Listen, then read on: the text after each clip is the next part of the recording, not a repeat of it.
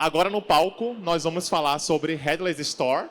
Vamos falar como a Sorte Online fez a migração de plataforma, da plataforma própria para uma loja VTEX Headless e aumentou a conversão do seu negócio. Então, eu vou ser o host de vocês nesse palco.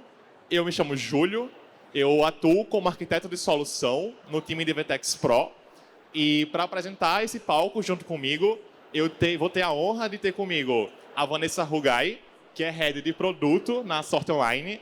Ela também é graduada em Direito e pós-graduada em Business Law, atuando no mercado corporativo há mais de 18 anos e liderando times em grandes empresas como a Leroy Merlin, a Shell, a Web Motors. Atualmente, a Vanessa ela lidera o projeto de migração da plataforma para a VTEX desde 2022 na Sorte Online. Também vou ter o prazer de ter comigo o David Correa. David Correa, ele é Tech Lead na Sorte Online, ele é cientista da computação e também ele atua no mercado de desenvolvimento há mais de 10 anos.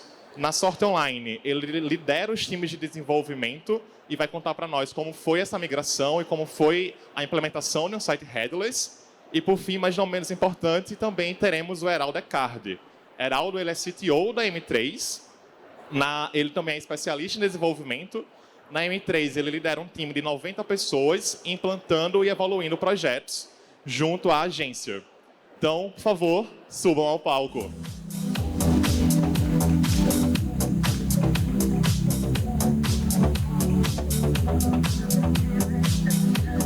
E, bem, para começar o nosso palco, a gente vai começar falando sobre a marca. E, pessoal, o palco é de vocês. Olá, boa tarde. Então, vou apresentar rapidinho a Sorte Online. É uma plataforma de intermediação de serviços de loteria, tá? Então, a gente faz intermediação entre o público e o jogo. A gente já está no mercado há cerca de 20 anos. Já distribuímos mais de 210 milhões de reais em prêmios de loteria. Pode passar o slide. A gente pertence a um grupo global, aqui tem alguns dados do grupo. A gente já está presente em 14 países, atuação em 5 continentes, então é um grupo bem estabelecido. Pode passar. Sobre o mercado de loterias, a gente tem um potencial incrível no Brasil, ainda não explorado. Então, hoje, esse mercado movimenta 18 milhões por ano, tá? E a ideia de trazer uma arquitetura mais moderna e a plataforma da VTEX é a gente poder exponenciar e evoluir esse produto para atingir outros segmentos, né? E ter realmente uma plataforma de serviços que vai potencializar em 140% a nossa arrecadação. O nosso produto, o cliente, o usuário, ele pode jogar em qualquer jogo de loteria. A gente tem 4 especiais no ano, então a gente está próximo da Quina de São João, depois tem a Loto Fácil da Independência, a Mega da Virada e a gente passou pela Dupla de Páscoa. Então, os nossos diferenciais. A gente oferece bolões, não só jogo individual, então você pode conhecer os bolões. A gente tem matemáticos trabalhando com inteligência de dados, estratégia, para oferecer as melhores chances de prêmio. Os jogos estão disponíveis na plataforma 24/7. A gente tem uma equipe bem focada em comunicação pós-venda. Então, mesmo depois que você faz o jogo, você pode ficar lá tranquilo que se você ganhar, a gente vai te avisar e vai te ajudar, inclusive com resgate. E tem algumas outras comodidades que estão aí no slide, acho que dá para ler. Pode seguir. Bora lá. Então, bora falar de projeto. E para falar do projeto, dando um passo atrás, eu quero primeiro entender, e também o público saber como é que estava a plataforma da Sorte Online antes de migrar para a VTEX. Como é que era a situação? Bom, vamos lá. Então, Júlio, de 2021 para cá, a gente enfrentou muitas dificuldades para garantir a escalabilidade, a disponibilidade, né, deixar o site no ar, principalmente em dias de disparo de campanhas, loterias muito acumuladas, e principalmente nas loterias especiais, né, onde vinham muitos usuários para o site, então era muito difícil garantir o site no ar. Isso por conta de uma arquitetura monolítica que a gente usava, com frameworks bem antigos, bem ultrapassados já, né, para o que tem hoje no mercado, e tornava muito difícil a manutenção dessa plataforma, tanto a nível de código, de aplicação, quanto de infraestrutura. Então, isso causava vários transtornos para a gente. Um bom exemplo disso, na Mega da Virada de 2021, que para a gente do Sorte Online é como se fosse a nossa Black Friday, no dia 31/12, a gente ficou com o site praticamente o dia inteiro fora do ar. E se você considerar que a Mega da Virada para a gente representa mais de 10% do faturamento anual, dá para se imaginar o tamanho do prejuízo, né? E, então, entendo a dor. E quando a Sorte Online decidiu vir para a VTEX, vocês vieram em uma arquitetura headless.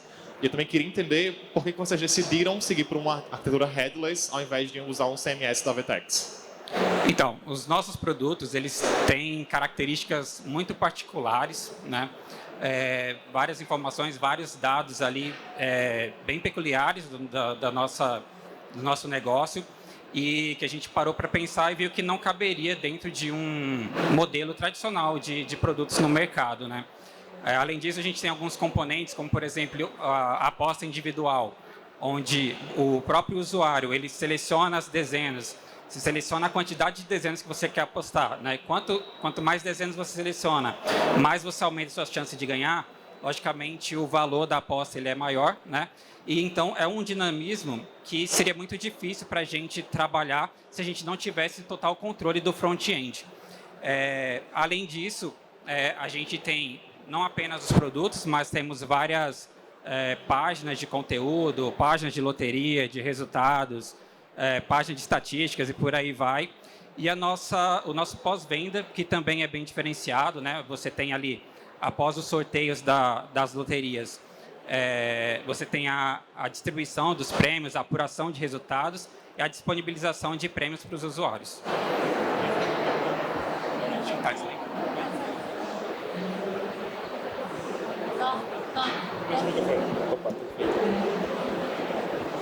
E até completando, quando a gente entrou como parceiro, como consultor, para entender bem o projeto, a gente percebeu logo de cara uma necessidade muito grande de customização. Até mesmo como o David citou ali, vários exemplos que ele trouxe, o entendimento do que era um produto para a Sorte Online, o que eles vendiam, não falava a mesma linguagem que a gente via na nossa VTEX logo por padrão.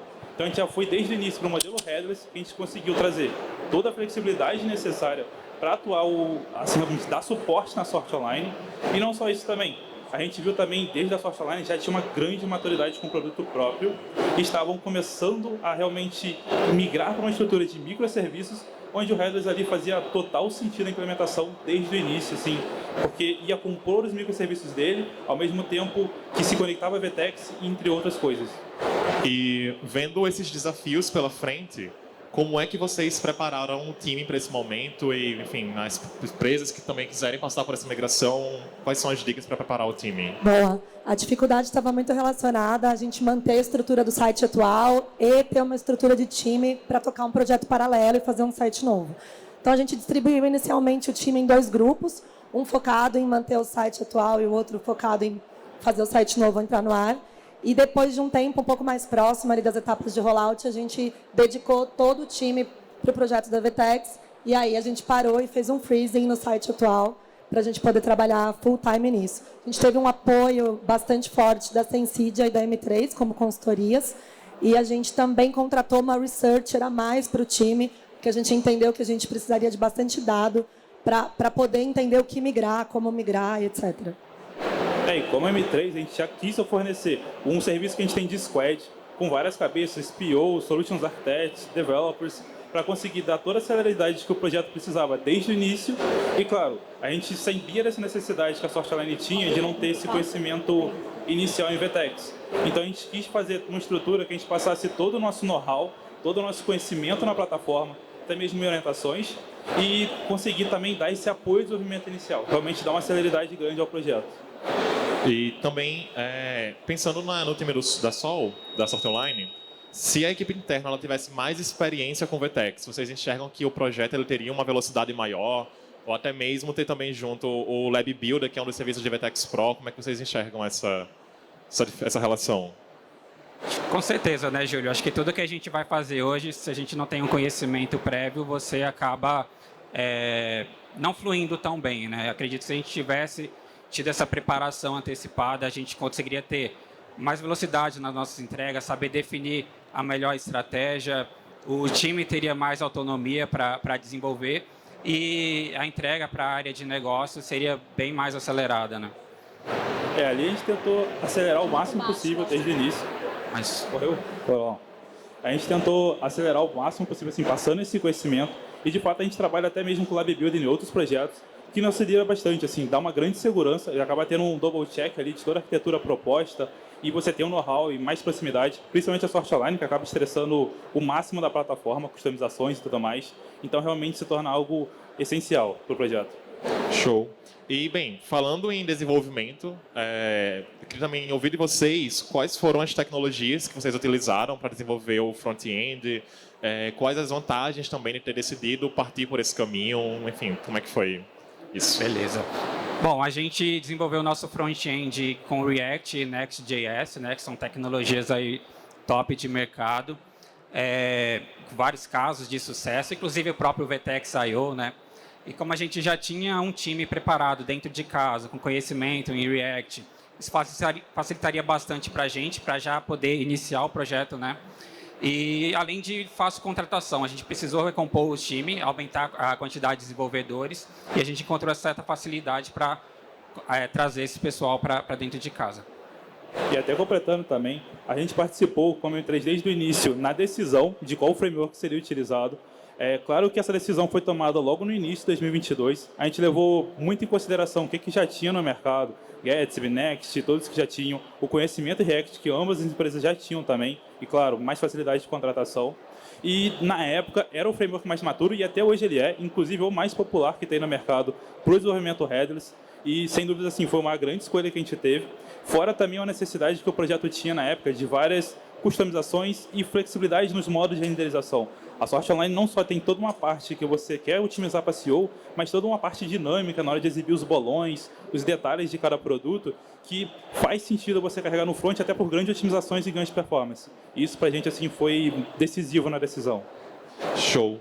E também, vamos ouvir também como é que foi feita a camada de integração entre front-end e back-end, o back-office da Sort Online, como é que foi esse momento? Vamos lá. Bom, aqui a gente tem um desenho bem macro da arquitetura, né? A gente tem ali a nossa própria plataforma, que a gente precisava pegar os nossos dados e levar isso para a VTEX. E aí a gente começou a bolar, como que a gente vai pegar os nossos produtos que são tão diferenciados e jogar isso dentro do modelo VTEX, né? Então a gente começou a definir primeiro alguns domínios principais ali, né? De usuários, de pedidos, produtos. E aí a gente começou a desenhar, modelar e criar os nossos próprios microserviços para fazer as validações de dados, transformação, persistência, para que esses dados depois pudessem ser consultados lá no front-end ou entre as comunicações ali dos microserviços, né? Tem toda a parte de mensageria e a gente usa o gateway da Sensidia, onde a gente centraliza ali todas as nossas requisições para ter um melhor controle, escalabilidade e tudo mais, e até finalmente chegar na VTEX. Do mesmo jeito, já num fluxo contrário, né? Falando, por exemplo, de produtos, chegam na VTEX, descem ali, passam pelo gateway, pelo microserviço, faz validação, se vai aprovar, se vai reprovar, até chegar no nosso back-office novamente. Ali já mais para a esquerda tem já os componentes mais macros, né? O nosso storefront, a admin da VTEX, e agora a gente está vindo com um projeto aí de colocar os nossos produtos em canais parceiros de venda. E aqui eu já detalho um pouco mais sobre Sensidia, sobre as APIs e features da VTEX que a gente vem usando. Então a gente tem ali os nossos microserviços que estão todos centralizados no gateway da Sensidia. Temos uma estrutura chamada de interceptors, que é onde a gente consegue interceptar as requisições, ter toda a leitura ali de header, de body, e poder definir o que a gente vai fazer. Se a gente recebe um modelo de dados e a gente precisa mandar ele completamente diferente para o outro lado, tudo isso a gente consegue fazer de forma rápida e prática dentro desses interceptors, sem necessidade de desenvolver uma aplicação só para isso. E, bem, falando sobre toda essa integração, eu imagino que também deva existir uma dificuldade por ter várias partes do projeto separadas, tem uma dificuldade em controlar, monitorar os issues que podem acontecer, que eventualmente acontecem Como é que vocês monitoram isso? E, enfim, para quem também pretende ter uma loja headless, ter a loja separada do front, como eles também poderiam monitorar essas issues que eventualmente vão acontecer? Beleza. No próximo slide eu já tenho um exemplo da... Opa!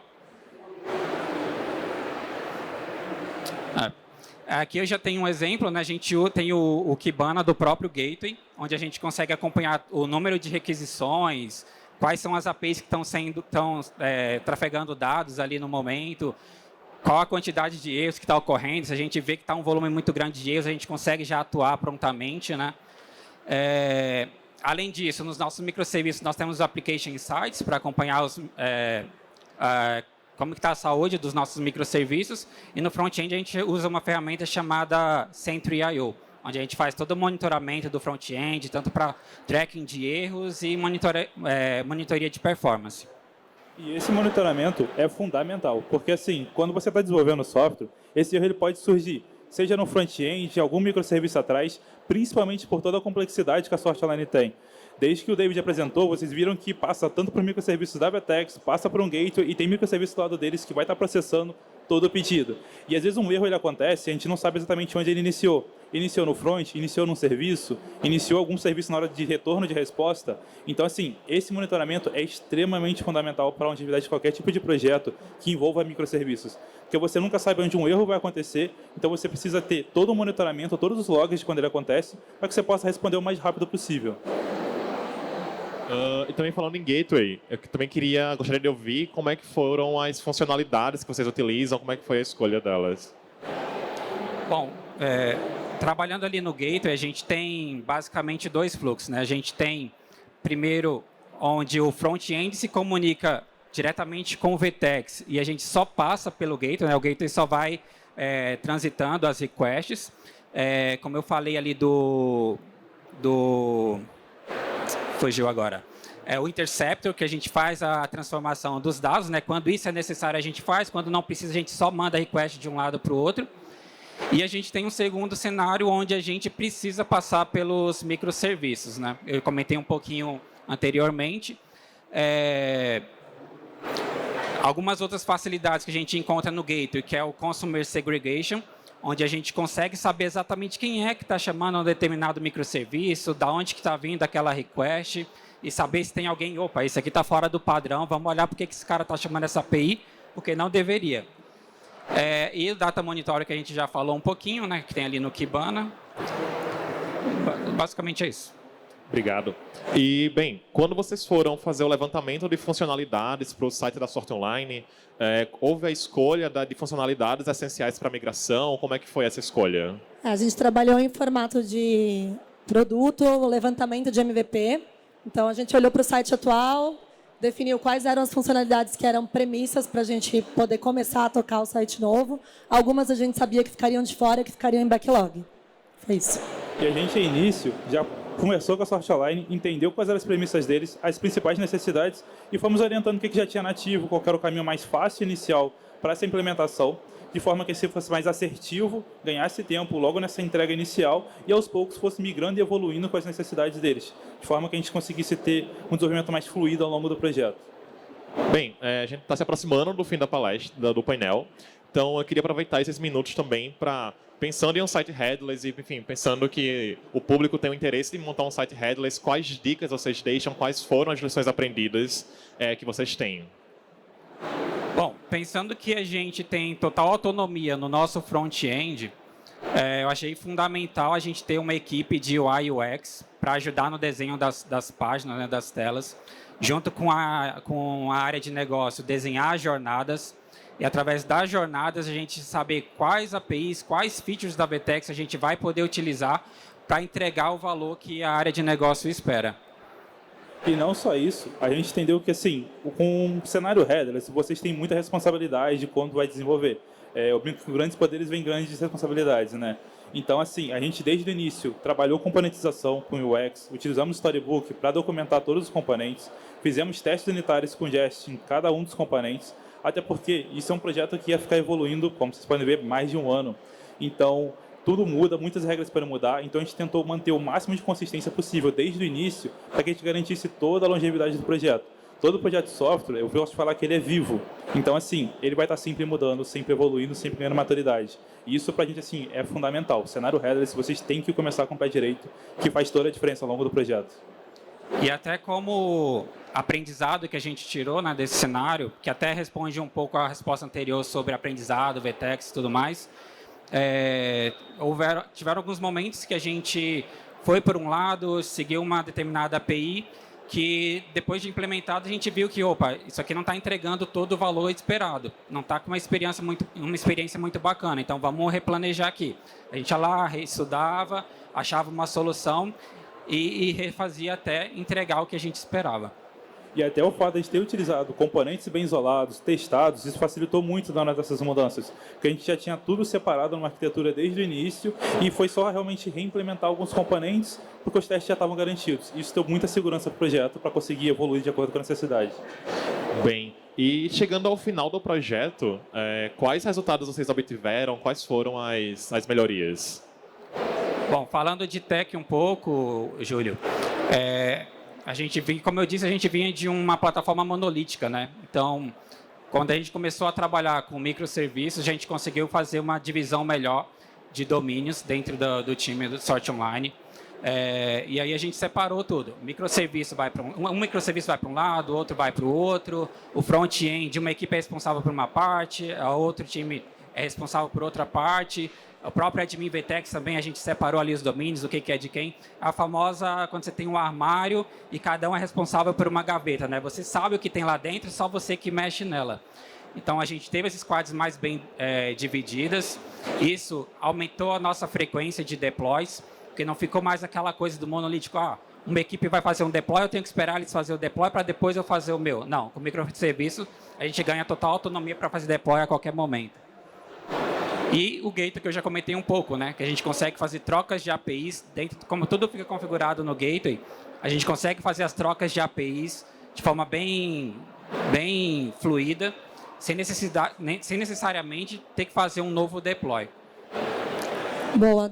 Olhando para viés de produto, a gente, com os times mais autônomos, por conta do subdomínio, a gente conseguiu recomeçar um site novo, sempre implementando monitoramento desde o início. Os nossos canais migrados, eles foram demonstrando todo o sucesso do projeto e apresentaram uma melhor performance. Aliás, eu queria aproveitar e pedir para vocês ficarem espertos, porque daqui a pouco vai ter um QR Code bom aqui. Quem quiser jogar, já pega o celular. Quando a gente olha para os resultados numéricos mesmo, né, a gente analisando a conversion rate, a gente percebe que o nosso canal orgânico, em comparação ao VTEX legado, teve uma performance infinitamente melhor. Lembrando que cada pontinho desse percentual representa dinheiro para a gente, então mesmo uma pequena mudança gera um impacto financeiro relevante. E no canal direto a gente teve 11% a mais de resultado também. Pode seguir. Quando a gente olha o nosso canal de BizDev, que a gente chama, que são os nossos canais de parcerias com o mercado, a gente teve também quase um dobro aí de evolução. E o canal de Paid Media, que são as mídias pagas, a gente teve um percentual aí quase de 2% a mais. Tá bom?